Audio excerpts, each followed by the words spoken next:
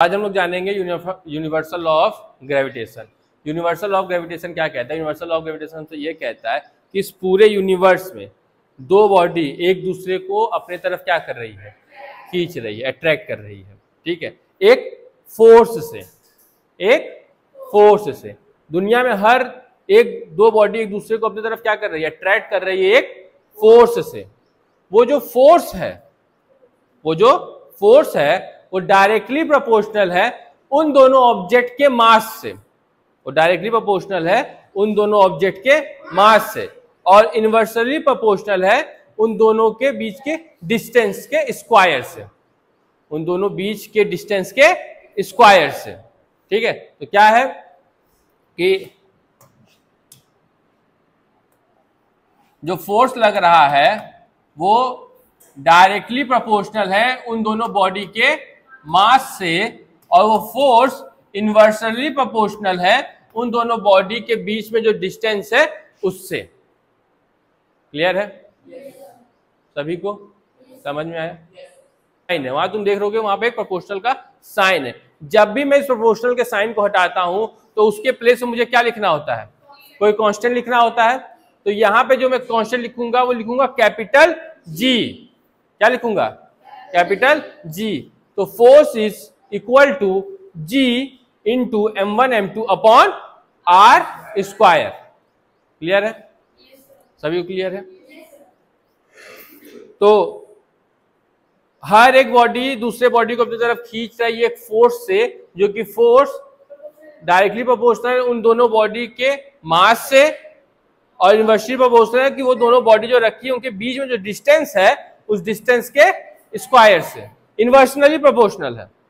क्या है? इनवर्सनली प्रोपोर्शनल। मतलब अगर वो चीज बढ़ रही है तो फोर्स घटेगा, अगर वो चीज घट रही है तो फोर्स बढ़ेगा। समझ में आ गया ना? आता ही है। अब जैसे अब मैंने कहा कि हर दो बॉडी एक दूसरे को अपनी तरफ अट्रैक्ट कर रही है। हर दो बॉडी एक दूसरे को अपनी तरफ अट्रैक्ट कर रही है। ठीक है, मेरे पास दो पत्थर है, एक बहुत बड़ा पत्थर है और एक बहुत छोटा पत्थर है। अभी मैंने कहा कि दो बॉडी एक दूसरे को अपनी तरफ अट्रैक्ट करती हैं, तो वो बड़ा पत्थर उस छोटे पत्थर को अपनी तरफ अट्रैक्ट क्यों नहीं कर रहा है? भाई खींच ले, भाई खींच ले। जब वो अट्रैक्ट करती हैं एक दूसरे को तो बड़ा पत्थर छोटे पत्थर की तरफ क्या कर ले? खींच ले ना। पर वो ऐसा क्यों नहीं कर रही है? वो दोनों पत्थर कहां हैं? वो पहले से अट्रैक्ट होकर रखी हुई हैं। वो पहले से ही अट्रैक्ट होकर रखी गई हैं। कहां पे? अर्थ पे। अर्थ का मास उन दोनों पत्थरों के मास से बड़ा है, तो अर्थ ने उसको पहले से अपने ऊपर रखा हुआ है, अट्रैक्ट करके अपने पास रखा हुआ है। समझ में आई बात? इस वजह से।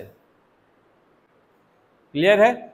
सेकेंड एग्जांपल, अगर सर हर एक ऑब्जेक्ट दूसरे ऑब्जेक्ट को खींच रहा है तो जो सन है वो अर्थ को अपनी तरफ क्यों नहीं खींच ले रहा है? हर एक फोर्स लग रहा है ना, तो सन अर्थ को अपनी तरफ क्यों नहीं खींच ले रहा है? वो भी खींच ले भाई, उसका मास ज्यादा है तो उसके पास फोर्स ज्यादा होगा, ग्रेविटेशनल फोर्स ज्यादा होगा, तो अपनी तरफ खींच ले ना।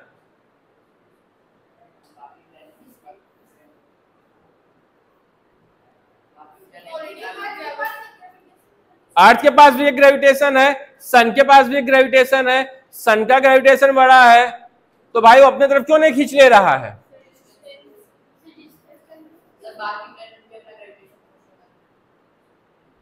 सन अर्थ को खींची हुई है तभी अर्थ अपने पोजीशन पर है। सन ने अर्थ को अपने तरफ खींचा हुआ है। बात क्या है कि अर्थ हर एक पॉइंट पे नीचे गिर रहा है।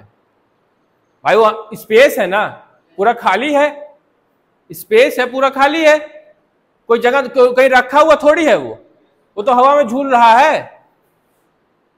अर्थ हवा में तो झूल रहा है, उसको वहां पे झूला कौन रहा है? सन। वो हर पॉइंट पे गिर रही है। और वो उसको अपनी तरफ खींच के रखा हुआ है, तभी वो उस पे ही नाच रही है, उसी एक्सिस पे।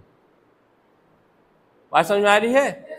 इसको ऐसे समझ सकते हो कि मैंने एक बॉल लिया, उस बॉल को मैंने एक नॉट से टाई अप कर दिया, अब उसको मैं घुमा रहा हूं ना। सेंटर कहाँ है? सेंटर कौन है?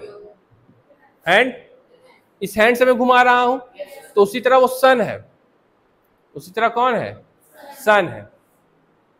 ठीक है, सन घुमा रहा है। अब जैसे ही मैं उस रस्सी को छोड़ दूं, मैंने उसको फोर्स लगा के अपनी तरफ पकड़ा हुआ है ना, मैंने उस पत्थर को अपनी तरफ फोर्स लगा के पकड़ा हुआ है कि नहीं पकड़ा हुआ है? जैसे ही मैं अपने हाथ से उस रस्सी को छोड़ दूंगा, जिस डायरेक्शन में वो रस्सी को मैं छोड़ूंगा, पत्थर उसी डायरेक्शन में जाएगा कि नहीं जाएगा? पत्थर भी तो हवा में घूम रहा है, पत्थर भी हवा में तो घूम रहा है।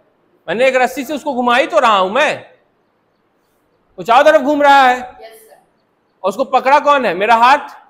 और जैसे ही मैं उसे छोड़ूंगा, वो उस डायरेक्शन में आगे चला जाएगा, चला जाएगा ना। बात समझ में आई? सन ने भी अर्थ को अपनी तरफ खींचा हुआ है, पर अर्थ हर एक पॉइंट पे गिर रहा है और वो पूरा खाली है, तो इसलिए उसको अपने चारों तरफ क्या कर रहा है? नचा रहा है। क्लियर है बात? सभी क्लियर है बात? समझ में आया?